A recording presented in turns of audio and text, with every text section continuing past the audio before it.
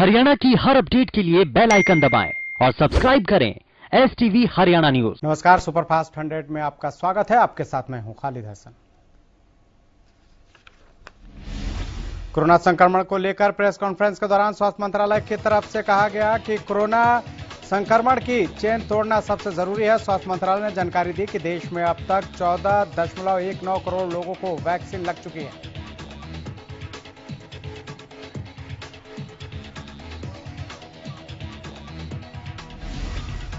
स्वास्थ्य मंत्रालय के प्रेस कॉन्फ्रेंस के दौरान अतिरिक्त गृह सचिव ने कहा कि देश में अब 7,000 के मुकाबले 9,000 मीट्रिक टन तक तरल ऑक्सीजन का उत्पादन बढ़ाया गया है।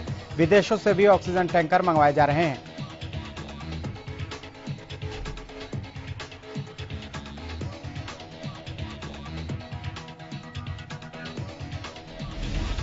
उन्होंने आगे कहा कि रेमडेसिविर को रामबाण या संजीवनी मान लेना गलतफहमी है। उसकी जमाखोरी उचित नहीं है।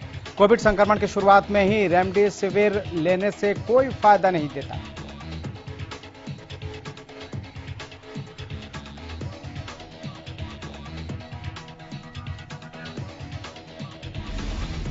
सोमवार को देश में कुल 3,52,991 नए कोरोना के केस सामने आए, जो अब तक दुनिया में एक दिन में सबसे बड़ा आंकड़ा है। बीते 24 घंटे में कोरोना से 2812 मरीजों की मौत हो गई है।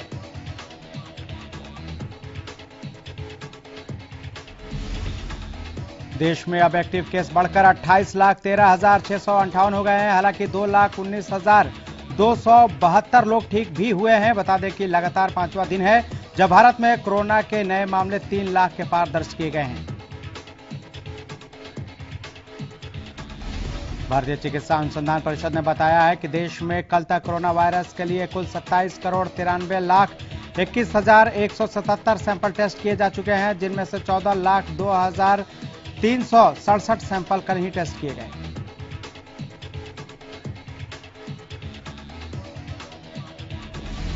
कांग्रेस के पूर्व अध्यक्ष राहुल गांधी ने सोमवार को अपने ट्विटर अकाउंट पर एक ट्वीट करते हुए केंद्र सरकार पर निशाना साधा है।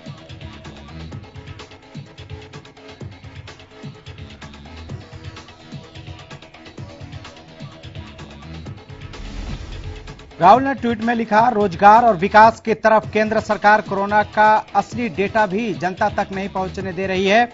महामारी ना सही, महामारी का सच तो नियंत्रण में कर ही लिया है।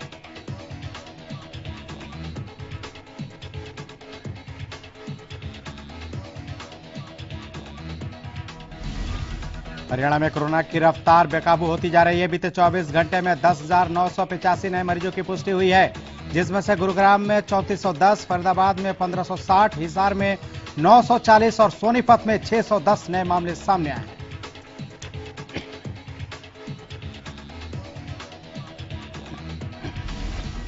वहीं कोरोना के करनाल में 570, पानीपत में 491 और सिरसा में 469 मरीजों की पुष्टि हुई है। वहीं एक दिन में कोरोना से 64 लोगों ने अपनी जान गंवाई है। प्रदेश में अब तक कुल 3767 मरीजों की मौत हुई है।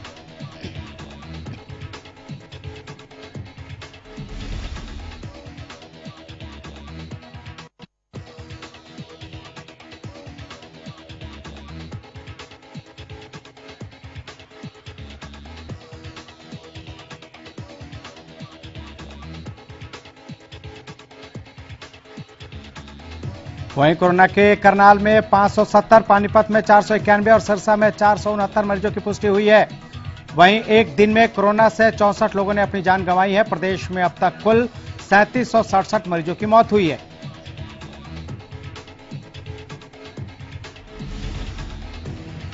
यमुनानगर में केंद्रीय राज्य मंत्री रतनलाल कटारिया ने मीडिया से बात करते हुए कहा कि सरकार के दरवाजे किसानों से बातचीत के लिए 24 घंटे खुले हुए हैं।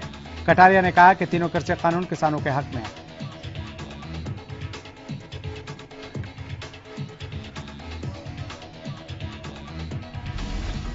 उन्होंने कहा कि कुछ लोग राष्ट्र में अस्थिरता फैलाने के सौदागर हैं। साथ ही उन्होंने विपक्ष पर वार करते हुए कहा कि विपक्ष पहले किसान आंदोलन को लेकर मोदी सरकार के गिरने के दावे कर रहा था।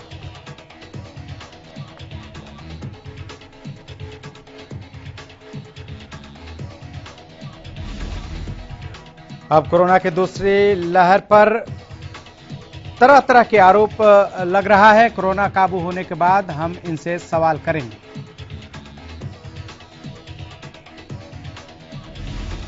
हरियाणा के सीएम मनोहर लाल पानीपत रिफाइनरी के पास बनने वाले 500 बेड के अस्पताल की रूपरेखा का जायजा लेने पहुंचे।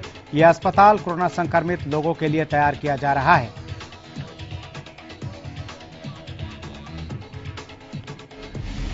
इसमें ऑक्सीजन की रिफाइनरी से सप्लाई होगी। सीएम मनोहर लाल ने बताया कि ऑक्सीजन सभी राज्यों को उतनी ही मिल रही है जितना जिसका कोटा है।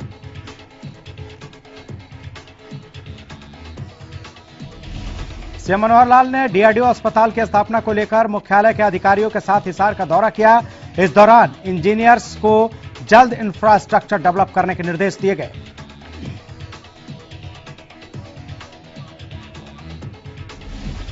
हरियाणा में बढ़ते कोरोना संक्रमण के मामलों के मद्देनजर स्वास्थ्य मंत्री अनिल विज ने हरियाणा के आईएमए से बड़ी अपील की है।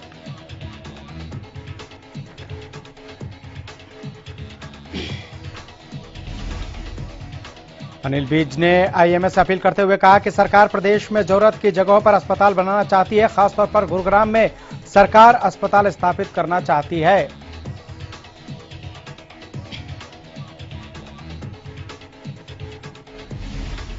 ऐसे में कई लोग 400 और 200 बेड के अस्पताल की व्यवस्था के लिए आगे भी आए हैं, लेकिन इन अस्पतालों के लिए सरकार को डॉक्टरों की जरूरत है, जिसके चलते विज ने आईएमए से डॉक्टर और पैरामेडिकल स्टाफ देने की अपील की है।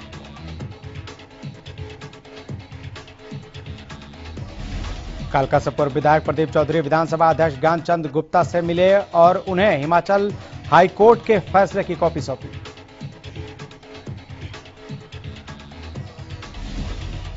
अध्यक्ष ज्ञानचंद गुप्ता ने कहा कि वो इस फैसले का कानूनी तौर पर परीक्षण करवाएंगे। बता दें कि हिमाचल की एक कोर्ट ने प्रदर्शनकारियों के साथ सरकारी काम में बाधा डालने के आरोप में कोर्ट ने 3 साल की सजा सुनाई थी।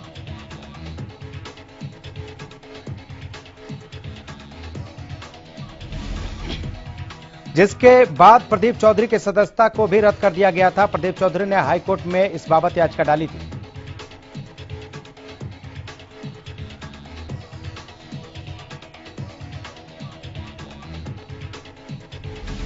पिछले 72 घंटों में कोरोना सिरसा में 14 लोगों की जान ले चुका है। वहीं महामारी के बीच सिरसा के निजी अस्पतालों में बेड नहीं मिल रहे हैं।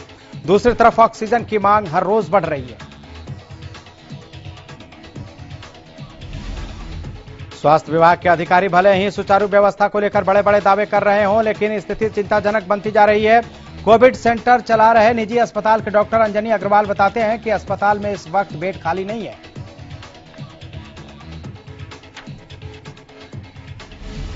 शहर के निजी अस्पतालों के वेंटिलेटर्स खाली नहीं है। मरीजों की संख्या बढ़ती जा रही है। ऑक्सीजन जितनी आ रही है उतनी खपत हो रही है।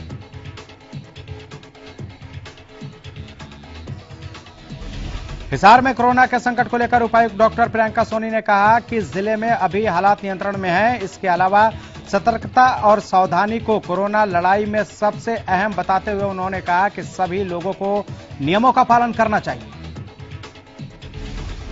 उन्होंने बताया कि कोरोना प्रबंधों को दुरुस्त करते हुए जिले में लगातार स्वास्थ्य सेवाओं को विस्तार दिया जा रहा है। संक्रमण की चेन को तोड़ने के लिए जिले में धारा 144 लागू कर दी गई है।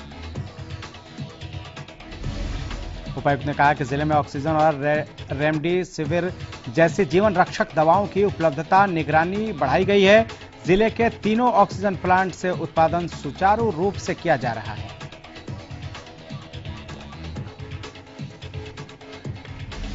फरीदाबाद जिला मजिस्ट्रेट डॉक्टर गरिमा मित्तल ने जिले के 3 इलाकों को माइक्रो कंटेनमेंट जोन के रूप में नोटिफाई किया है।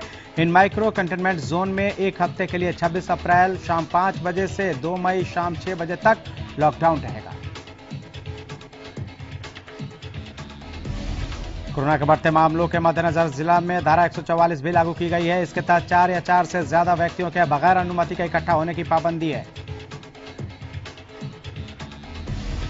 वहीं ढाबा संचालक का कहना है कि लोगों को सख्ती से सरकारी आदेशों का पालन करना होगा, नहीं तो हम सब बर्बाद हो जाएंगे। सिरसा में जिन क्षेत्रों में कोरोना संक्रमण का फैलाव ज्यादा है उनकी सूची तैयार की जा रही है। संक्रमण को देखते हुए माइक्रो कंटेनमेंट जोन और मेट्रो कंटेनमेंट जोन बनाने की प्रक्रिया पूरी की जाएगी। सिरसा के civil surgeon doctor Krishna Kumar ने इस बारे में जानकारी दी। अप्रैल में तेजी से बढ़े कोरोना संक्रमण पर चिंता जताते हुए कहा कि सिरसा के एचएसवीपी और आसपास के इलाकों और सभी अति प्रभावित क्षेत्रों और कॉलोनी को चिन्हित कर कंटेनमेंट जोन की प्रक्रिया शुरू की जाएगी। उन्होंने कहा कि सिरसा में पिछले 3 दिनों में ही बड़ी संख्या में कोरोना पॉजिटिव के मामले सामने आए हैं, उसको लेकर ही कदम उठाए जा रहे हैं। फरीदाबाद में बढ़ते कोरोना के चलते बनाए गए 3 कंटेनमेंट जोन में लॉकडाउन लगा दिया गया है, जिनका औचक निरीक्षण करने के लिए खुद फरीदाबाद के police commissioner OP Singh sector 15 market पहुंचे। इस दौरान उन्होंने लोगों को जागरूक करने का काम किया, साथ ही दुकानों के बाहर नोटिस बोर्ड लगाकर लोगों को समझाने और कोविड नियमों का पालन करने की अपील की। साथ ही उन्होंने ड्यूटी पर तैनात सभी पुलिसकर्मियों को भी कोरोना वायरस से बचने के सुझाव दिए, ताकि लोगों को बचाने के साथ साथ पुलिसकर्मी खुद भी अपने स्वास्थ्य का ख्याल रख सकें। नागल चौधरी में कालाबाजारी करने वाले लोगों पर जिला प्रशासन ने कड़ा रुख अपनाया है। साथ ही कालाबाजारी करने वालों को सख्त निर्देश दिए गए हैं कि आपदा में अवसर ढूंढने की कोशिश न करें। इस आपदा के समय मदद के लिए सामने आए और किसी तरह की कालाबाजारी न करें। कालाबाजारी करने वालों को किसी भी कीमत पर बख्शा नहीं जाएगा। नागल चौधरी के एसडीएम ने बताया कि इस समय कालाबाजारी को रोकने के लिए अलग अलग कमेटियां बनाई हुई हैं। ऑक्सीजन की कालाबाजारी रोकने के लिए सीईओ जिला परिषद के नेतृत्व में टीम का गठन किया गया है। पलवल के मुख्य बाजार मीनार गेट मार्केट के दुकानदारों ने बताया कि देश भर में कोरोना के बढ़ते मामलों को देखते हुए मार्केट के सभी दुकानदारों ने सामूहिक तौर पर एक फैसला लिया है कि जब तक कोरोना का संक्रमण खत्म नहीं होगा तब तक शारीरिक दूरी का नियमित तौर पर पालन करेंगे। बिना मास्क पहुंचने वाले ग्राहकों को जागरूक करेंगे। ग्राहकों के हाथ सैनिटाइज कराने के बाद ही ग्राहकों को दुकान के अंदर आने दिया जाएगा। उन्होंने कहा कि देश भर में कोरोना के मामलों में भी लगातार इजाफा हो रहा है। ऐसे में सभी को एक जिम्मेदार नागरिक होने के नाते कोविड के सभी नियमों का बखूबी से पालन करना चाहिए। सिरसा में कोविड वैक्सीन का स्टॉक खत्म हो गया है। वैक्सीन न होने के चलते एक बार टीकाकरण अभियान रोक दिया गया है। नागरिक अस्पताल प्रशासन द्वारा वैक्सीन स्टॉक खत्म होने की सूचना उच्च अधिकारियों को दे दी गई है। जिला प्रतिरक्षण अधिकारी का दावा है कि सिरसा में जल्द ही 2000 वैक्सीन पहुंच जाएगी, लेकिन प्राथमिकता के आधार पर दूसरी डोज लगवाने वालों को ही वैक्सीन लगाई जाएगी। बाकी लोगों को अभी इंतजार करना होगा। जिला प्रतिरक्षण अधिकारी डॉक्टर बालेश बंसल का कहना है कि वैक्सीन को लेकर जन जागरूकता और कोरोना के बढ़ते प्रकोप के चलते लोग पहले के मुकाबले ज्यादा संख्या में वैक्सीन लगवाने आ रहे हैं।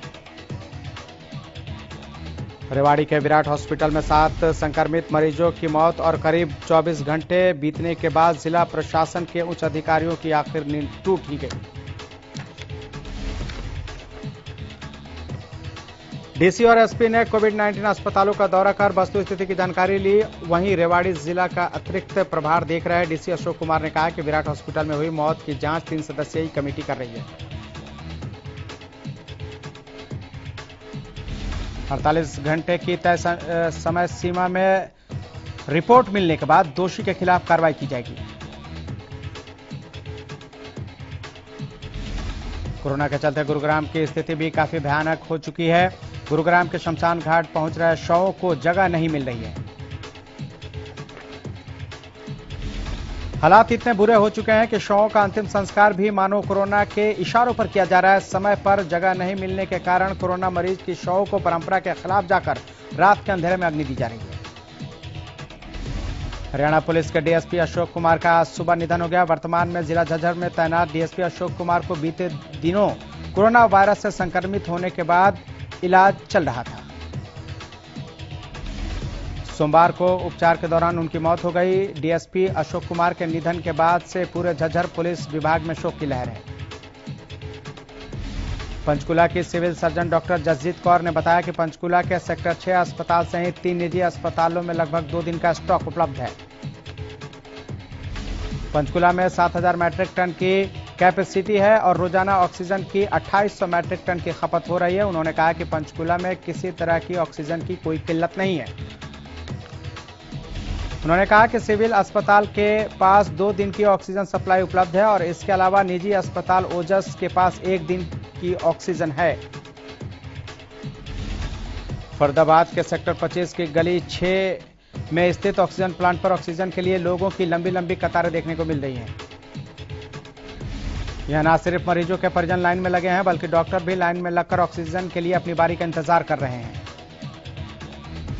प्रदेश में कोरोना संकट के चलते अब हरियाणा रोडवेज पर भी बड़ा प्रभाव देखने को मिल रहा है। बसों में 50% यात्रियों के सफर करने का नियम लागू होने और कई रूटों पर बसों की सर्विस बंद होने के बाद अब सोनीपत रोडवेज विभाग ने बड़ा फैसला लिया है। रोडवेज विभाग की ओर से फैसला लिया गया है कि अब रोडवेज कर्मचारी ऑड इवन के आधार पर काम करेंगे। वहीं किलोमीटर स्कीम के तहत चल रही बसों की संख्या को भी कम कर दिया गया है। अंबाला छावनी नगर परिषद ने कोरोना महामारी को देखते हुए मंडे मार्केट को बंद करवा दिया है। दुकानदारों ने नगर परिषद की इस कार्रवाई का विरोध करते हुए कहा कि हमें दुकान में लगाने से पहले ही बता दिया जाता तो हम दुकान नहीं लगाते। पुलिस प्रशासन ने भी मंडे मार्केट बंद करने में नगर परिषद की सहायता की। दुकानदारों ने कहा कि वो अपनी फरियाद लेकर गृह मंत्री अनिल विज के पास जाएंगे। कोरोना महामारी के बढ़ते मामलों को देखते हुए सब्जी मंडी का समय सुबह 5 बजे से 11 बजे तक निर्धारित कर दिया गया है। इसके बाद मंडी बंद रहेगी। हर शनिवार को मंडी कामकाज बंद रहेगा। पहले आखिरी शनिवार को ही मंडी बंद रहती थी। जानकारी देते हुए मार्केट कमेटी के सेक्रेटरी ऋषि कुमार ने बताया कि कोविड-19 जैसे महामारी को देखते हुए जिला प्रशासन ने फैसला लिया है। गोहाना में कोरोना संक्रमित मरीजों की बढ़ती संख्या को देखते हुए स्वास्थ्य विभाग ने वायरस फैलने से रोकने के लिए वैक्सीनेशन का कार्य तेज कर दिया है। गोहाना की पुरानी सब्जी मंडी स्थित धर्मशाला में कैंप लगाकर 400 से भी ज्यादा लोगों को वैक्सीन की दूसरी डोज का टीका लगाया गया। झज्जर जिले में कोरोना महामारी से बचाव के लिए प्रशासनिक स्तर पर व्यापक प्रबंध सुनिश्चित किए गए हैं।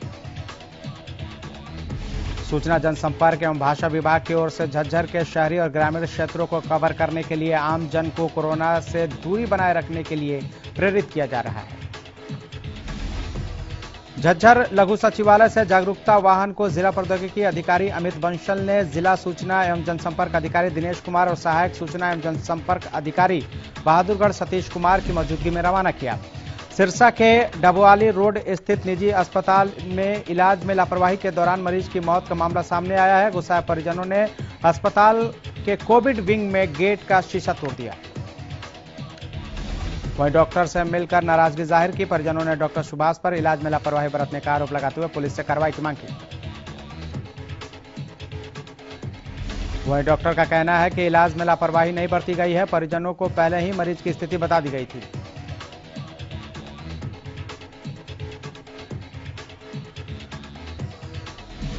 सोनीपत के मारा गांव के रहने वाले किसान 15 दिन से अपने गेहूं की पेमेंट के लिए दर-दर की ठोकर खाने को मजबूर हैं, लेकिन उनकी गुहार कोई सुनने वाला नहीं है।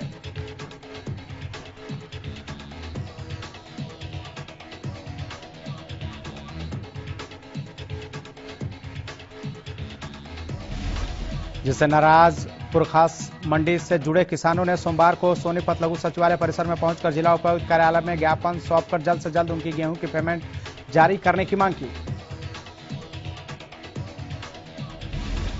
पीड़ित किसानों ने बताया कि इस संबंध में वे आढ़तियों के साथ साथ मार्केट कमेटी हैफेड के अधिकारियों से भी मुलाकात कर चुके हैं, लेकिन कहीं भी उनकी सुनवाई नहीं हो रही है। रतिया की अनाज मंडी में व्यापारियों ने प्रशासन के खिलाफ जमकर नारेबाजी की। दरअसल मंडी से गेहूं की उठान न होने के चलते व्यापारियों में रोष बना हुआ है।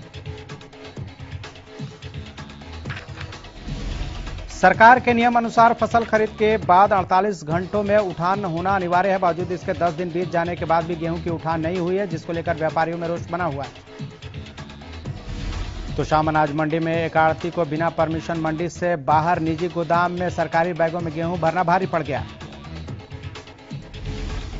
साथ ही भविष्य में गलती करने पर लाइसेंस रद्द करने की चेतावनी दी गई है। तो शाम मार्केट कमेटी सेक्रेटरी अमनजीत ने इस बारे में से पूछा गया तो उन्होंने बताया कि गोस्वामी ट्रेडिंग कंपनी द्वारा मंडी से बाहर निजी गोदाम में सरकारी बैगों में गेहूं भरा जा रहा था। बता दें कि उसकी परमिशन नहीं ले रखी थी। हमने 50% जुर्माना उस पर लगा दिया है और भविष्य में ऐसी गलती करने पर लाइसेंस रद्द करने की चेतावनी दी गई है। करनाल के राजीवपुरम के रहने वाले 21 साल के दीपक की मौत हो गई। दीपक 1 महीने पहले डोंकी लगाकर अमेरिका के लिए गया था।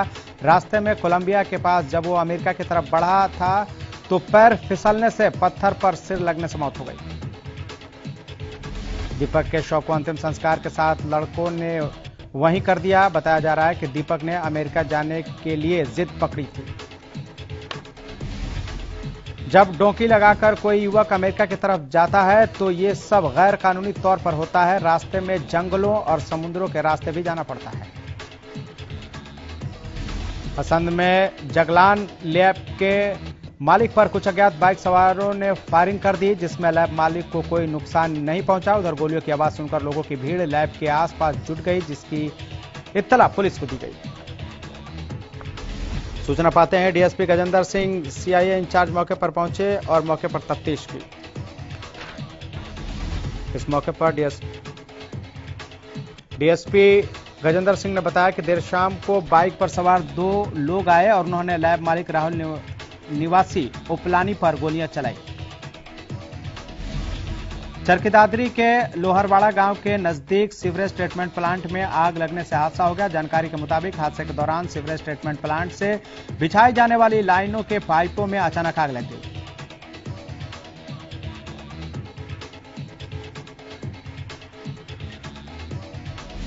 कुछ ही देर में आग ने विकराल रूप धारण कर लिया। ग्रामीणों ने आग लगने की सूचना दमकल विभाग को दी। दमकल विभाग की 2 गाड़ियों ने मौके पर पहुंचकर आग पर काबू पाया। काफी मशक्कत के बाद आग पर काबू पाया गया। गनीमत रही कि इस दौरान कोई बड़ा हादसा नहीं हुआ। फिलहाल आग लगने के कारणों का पता नहीं चल पाया है। चीन की सिचुआन एयरलाइंस ने भारत आने वाली सभी कार्गो फ्लाइट पर अगले 15 दिन तक के लिए रोक लगा दी है। इन कार्गो फ्लाइट के द्वारा भारत की कई निजी कंपनियां चीन से ऑक्सीजन कंसंट्रेट और कई अन्य जरूरी मेडिकल डिवाइस मंगाने वाली थी। चीनी एयरलाइंस का यह निर्णय चौंकाने वाला है, क्योंकि चीन सरकार ने भारत में कोविड-19 के बढ़ते मामलों की वजह से खुद सहयोग और समर्थन का वादा किया था। कोरोना वायरस की ताजा लहर से जूझ रहे कर्नाटक ने 2 हफ्ते के लिए लॉकडाउन जैसी पाबंदियां लगाने का ऐलान कर दिया है।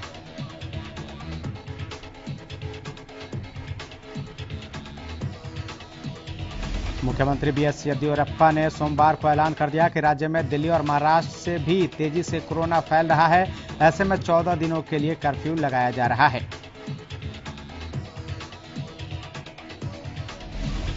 उत्तर प्रदेश की योगी सरकार ने नया आदेश जारी किया है। इस आदेश के मुताबिक प्राइवेट कर्मचारियों को कोरोना होने पर 28 दिन का वेतन और साथ ही छुट्टी भी मिलेगी। आदेश के मुताबिक कोविड होने पर प्राइवेट कर्मचारियों को 28 दिन का वेतन सहित अवकाश मिलेगा। इसके लिए चिकित्सा प्रमाण पत्र अनिवार्य होगा। वहीं सरकार द्वारा बंद कराए गए प्रतिष्ठानों के कर्मचारियों को भी मजदूरी सहित अवकाश देना अनिवार्य होगा।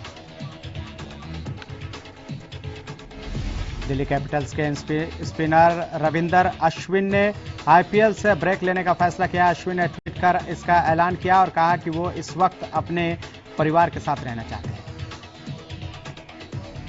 ऑस्ट्रेलिया और राजस्थान रॉयल्स के तेज गेंदबाज एंड्रयू टाई ने भारत में कोरोना मामलों के बढ़ने के कारण अपने देश में प्रवेश निषेध होने की आशंका से आईपीएल बीच में ही छोड़ दिया है। रॉयल चैलेंजर्स बेंगलुरु की टीम को भी तगड़ा झटका लगा है। टीम के तेज गेंदबाज केन रिचर्डसन और leg spinner Adam Zampa IPL से बाहर हो गए हैं।